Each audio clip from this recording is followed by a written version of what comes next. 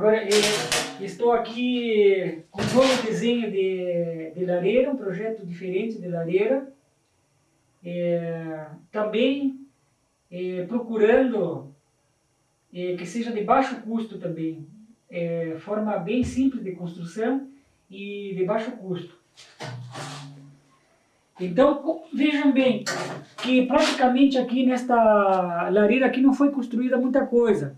Foi construída esta parte triangular aqui, que seria, estaria no formato cônico, fazendo parte com as outras faces da parede aqui. Aproveitamos o canto da parede, acrescentamos este triângulo aqui, e isto aqui seria a chaminé. Na parte interna tem um furo no qual vai ser colocado este cano aqui de fogão a lenha. Aproveitado de fogão a lenha. Vai ser colocado pela parte externa, aqui dentro, ó, pelo outro lado da parede. Aqui foi feito também, aqui foi feito esta parte aqui, ó, que seria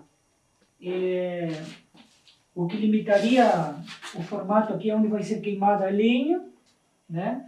Isto aqui está bem no plumo, bem perpendicular aqui, ó, a isto aqui, para que a fumaça não saia.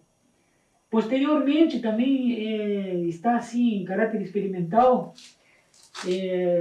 a ideia de que sejam colados espelhos de vidro aqui, ó, vários pedaços de espelho de forma decorativa,